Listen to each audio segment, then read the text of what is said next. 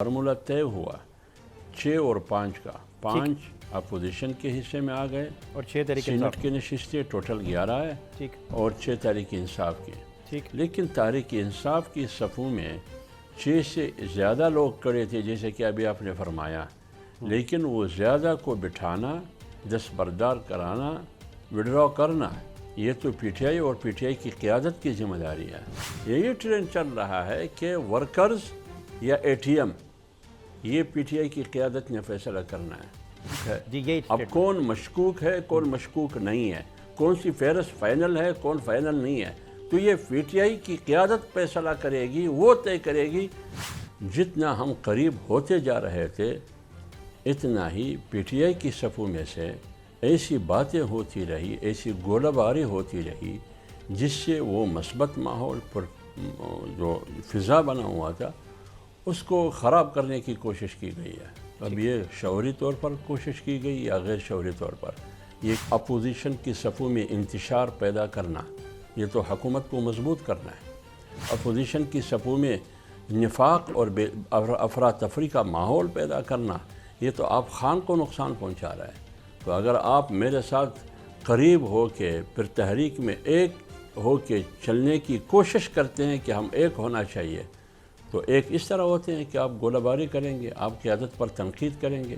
तय तो यही हुआ था कि तहरीक इंसाफ का जो मामला है वो दस्तबरदारी इख्तियार करेंगे, और तय हो गया था भाई 5 सेनेटर उनके होंगे। लेकिन अब तो सूरत हाल और है, उनका नाराज़ धड़ा जो है, जैसे इरफान सलीम साहब हैं, वो दस्तबरदार अगर नहीं होते तो तहरीक इंसाफ के कुछ इनकलाबी खामोशी से उनको वोट डाल सकते हैं। तो कुछ सीनियर जर्नलिस्ट भी हैं, वो उन्होंने इस पर स्पेकुलेट भी किया है कि इस तरह तो मौसम लगारी साहब के साथ पंजाब में भी हुआ था 2012 के अंदर।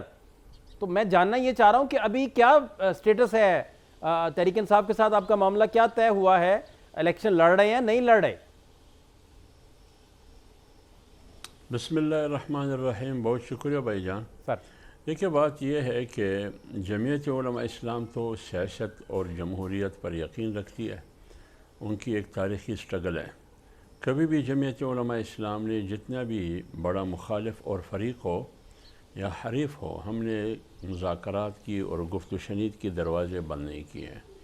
हफ़्ता पहले जो सूरत हाल थी पीटीआई और जेयूआई के दरमियान, जो लाहौर की प्रेस कॉन्फ्रेंस के नतीजे में पैदा हुई, लेकिन बावजूद इस मखदूश सूरत हाल की जमीयत उलमा इस्लाम का की तरफ से यही पैगाम था कि हमारे दरवाज़े अब भी खुले हैं। हम जंग नहीं चाहते, क्योंकि सुबह जंग का मुतहम्मिल नहीं हो सकता, न पाकिस्तान की सियासत इंतशार और इख्तिलाफ का मुतहम्मिल हो सकता है, सियासी शिद्दत पसंदी का मुतहम्मिल नहीं हो सकता। ठीक। तो इस सूरत हाल को सामने रखते हुए जमीयत उलमा इस्लाम के पास PMLN वाले आए, पीपल्स पार्टी वाले आ गए, और फैसला यही हुआ आखिरकार कि मुत्तहिदा अपोजिशन अगर सीनेट इलेक्शन खैबर पख्तूनख्वा में लड़ेंगे तो मुत्तफ़िक होकर एक दूसरे का मुमिद और मुआविन साबित हो के हम आगे बढ़ेंगे और इलेक्शन लड़ेंगे। तो फिर हमने हुकूमत को भी पेशकश की कि हुकूमत आके हम दोनों ट्रेजरी बेंचेस पर बैठी हुई हुकूमत, पाकिस्तान तहरीक इंसाफ और अपोजिशन की जमातें बैठ के एक फार्मूला तय करें। फार्मूला तय हुआ 6 और 5 का। 5 अपोजिशन के हिस्से में आ गए और 6 तहरीक सीनेट इंसाफ की नशिस्तें टोटल 11 है ठीक और 6 तहरीक इंसाफ की। ठीक। लेकिन तहरीक इंसाफ की सफ़ों में 6 से ज़्यादा लोग खड़े थे, जैसे कि अभी आपने फरमाया, लेकिन वो ज़्यादा को बिठाना, दस्तबरदार कराना, विड्रॉ करना, ये तो पीटीआई और पीटीआई की क़यादत की जिम्मेदारी है, जो अभी तक ये ज़िम्मेदारी वो पूरी करने में नाकाम हो चुके हैं। आगे क्या होगा ये तो मेरे ख्याल में पीटीआई वाले बता सकते हैं। नहीं हाफिज़ साहब, वो बड़ी शाइस्तगी से आपने सारी मंजरकशी कर दी। मैं जानना अब ये चाह रहा हूँ कि बिलफर्ज वो नाराज़ ग्रुप से तो हमारी बात हुई प्रोग्राम में, हमारे साथ वो एज ए गेस्ट शरीक हुए, वकास औरकज़ई साहब उनमें से एक मेंबर जो हैं, और वो कह रहे थे, वो फरमा रहे थे कि इमरान खान साहब ने सबसे पहले अगर किसी का नाम बतौर सेनेटर ले रखा है तो वो उनका ले रखा है। तो सलीम साहब तो उनके साथ है ना जी, वो तो एक और इरफान सलीम साहब तो बहुत मोतबर हैं, वो भी यही कह रहे हैं बेसिकली, अपने बारे में भी उनका धड़ा भी ये कह रहा है। तो अगर बिलफर्ज ये ना मामला तय पाया تو پھر آپ لوگ الیکشن کی طرف جائیں گے تو پھر یہ ان کے ساتھ جو مذاکرات ہوئے ان کی ویلیو کیا رہ جائے گی؟ اور کیا اس پہ میں سمجھنا چاہ رہا ہوں سیاسی طور پہ. دیکھیے آپ کی بات صحیح ہے. ابھی عمران خان نے فیصلہ کیا عرفان سلیم کے بارے میں فیصلہ کیا ہے یا وقاص و رکھزے کے بارے میں، یہ تو ہمارے علم میں نہیں ہے. لیکن میڈیا پہ جو کچھ چل رہا ہے بیرسٹر سیف کے ذریعے وہ کہتے ہیں کہ ہمیں خان صاحب نے یہ نام دیے، فہرست ان کے ہاتھ میں، ہمیں یہ نام دیے. لیکن دوسری طرف پی ٹی آئی کی جو قیادت ہے وہ کچھ اور کہہ رہے ہیں. یہ جو آپ نے نام بتایا دوستوں کے وہ کچھ اور کہہ رہے ہیں. اب یہ آپس میں انتشار، یہ تو پی ٹی آئی کے درمیان ہے نا.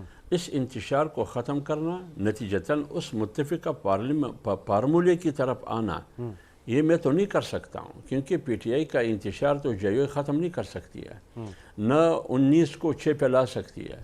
تو یہ پی ٹی آئی کی قیادت کی ذمہ داری ہے کہ اگر اس فارمولے کو فالو کرنا ہے جو اپوزیشن سے مل کے پی ٹی آئی نے بنائی ہے، تو جو اضافہ 6 سے زائد لوگ وہاں کھڑے ہیں، کینڈیڈیٹس امیدوار ہے، 6 کا تعین انہوں نے کرنا ہے. کون سے 6 ہوں گے اور باقی کون کون نہیں ہوں گے، یہ انہوں نے کرنا ہے. ابھی جو آپ نے نام لیے ورکرز کی، وہاں تو ایک ہی بات سنائی دے رہا ہے جو ہم سن رہے ہیں کہ ایک طرف ورکر ہے، ایک طرف ورکرز ہے اور دوسری طرف اے ٹی ایم ہے. یہ میں نہیں کہہ رہا ہوں، یہ پی ٹی آئی کی صفوں میں سے میڈیا پر جو میں پریس کانفرنس میں نے سنا ہے وہ کہہ رہے ہیں کہ مقابلہ ورکرز اور اے ٹی ایم کیا ہے. ہاں وہ اے ٹی ایم سرمایہ A T M A T M. ہاں تو وہ یہ کہہ رہے ہیں، پی ٹی آئی کی ورکرز کی طرف سے یہ باتیں سامنے آ رہی ہے جو پریس کانفرنس کے ذریعے یا سوشل میڈیا یہی ٹرینڈ چل رہا ہے کہ ورکرز یا اے ٹی ایم، یہ پی ٹی آئی کی قیادت نے فیصلہ کرنا ہے. اب صورتحال یہاں تک پہنچ گئی، تو یہ فیصلے کرنے والے کون ہیں؟ یہی جو باہر قیادت ہے وہ فیصلے کریں گے یا وہ جو اندر جیل میں عمران خان صاحب وہ کریں گے؟ اب سب، اور ایک بات پر سب متفق ہے کہ ہم عمران خان کی بات کو مانیں گے، لیکن عمران خان کی بات تو بیرسٹر سیف کہہ رہے ہیں کہ وہ یہ ہے. اب بیرسٹر سیف کو وہ مشکوک قرار دے رہے ہیں پی ٹی آئی والے، میں نہیں. پی ٹی آئی والے کہتے ہیں وہ مشکوک ہے. اب کون مشکوک ہے کون مشکوک نہیں ہے، کون سی فہرست فائنل ہے کون فائنل نہیں ہے، تو یہ پی ٹی آئی کی قیادت فیصلہ کرے گی، وہ طے کرے گی. میرے خیال میں اپوزیشن جماعتوں بالخصوص جمعیت علماء اسلام کو یہ حق نہیں پہنچتا کہ وہ پی ٹی آئی کی اندرونی معاملات میں مداخلت کرے. اچھا، آپ کی درست بات ہے یہ جو آپ بتا رہے ہیں. مشکوک والا جو سٹیٹمنٹ آپ نے دے رہے ہیں، ناراض اراکین سے جب ہماری بات ہوئی تو وہ کہہ رہے تھے کہ کون بیرسٹر سیف، کون بیرسٹر گوہر، آپ ہم سے یہ بات ہی نہ کریں، ہمیں تو عمران خان صاحب کہیں گے تو دین ہم بات مانیں گے. آپ بجا فرما رہے ہیں، واقعی یہی بات ناراض دھڑا کہہ رہا ہے اور یہ رپورٹ بھی اسی طرح ہی ہو رہا ہے. آپ ٹھیک فرما رہے ہیں. جی میں نے تو یہی سنا ہے نا، میں تو یہی سن رہا ہوں اور سوشل میڈیا پر بھی یہی سن رہا ہوں. اور جو پی ٹی آئی کی ناراض دھڑا ہے، ان کی جو پریس کانفرنسز ہے، ان سے جو میں نے اخذ کیا ہے وہ تو علی الاعلان ببانگی دہل کہہ رہے ہیں کہ اصل امیدوار ہم ہیں، جو ہم کھڑے ہیں، جس کا نام بھی وہ لے رہے ہیں. اب یہ فیصلہ کس نے کرنا ہے؟ وہ کہتے ہیں کہ فیصلہ تو ہمیں خان ایک کو میں نے سنا، میرے خیال اقبال افریدی کو میں نے سنا اس کے کلپ، انہوں نے کہا کہ مجھے خان نے خود کہا کہ فلان شخص ہمارا امیدوار نہیں ہوگا سینٹ میں، لیکن اب میں نے سنا ہے کہ اس کا نام بھی فہرست میں شامل ہے، ان کو بھی ٹکٹ دیا گیا یا دیا جا رہا ہے کہ یہ ہمارا امیدوار ہے. تو اب خود آپ اندازہ لگائے اس انتشار کا نتیجہ پھر کیا ہوگا. یہ تو پی ٹی آئی والوں کے لیے بھی نقصان دہ ہوگا. اچھا، یہ بڑا خوش آئند نہیں آپ دیکھتے؟ یہ تو چلیں کے لیے بھی نقصان دہ ہوگا. ابھی تک تو چلیں اس طرح کی سچویشن ہے، بالکل آپ ٹھیک فرما رہے ہیں. یہ بڑا خوش آئند نہیں آپ دیکھتے کہ دیکھیں جے یو آئی فے، اس کے ساتھ پیپلز پارٹی، اس کے ساتھ نون لیگ، وہ پھر تحریک انصاف کے ساتھ بیٹھے، فارمولے پہ راضی ہوئے، 6-5 کا فارمولہ طے پایا.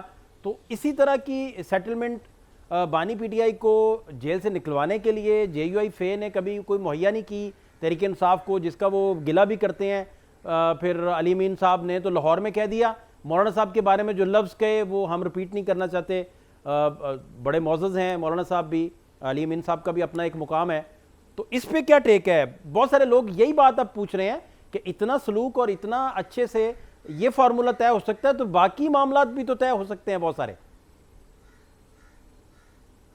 دیکھیے، ہم نے تو ہمیشہ، جمعیت علماء اسلام نے ہمیشہ مثبت رویہ کا کردار ادا کیا ہے۔ آپ خود اندازہ لگائیے کہ 8 فروری کے بعد جب پی ٹی آئی والے مولانا صاحب کے پاس آئے تو یہ ایک بار نہیں بار بار آتے رہے 26ویں آئینی ترمیم تک۔ ہم نے ان کو ویلکم کہا۔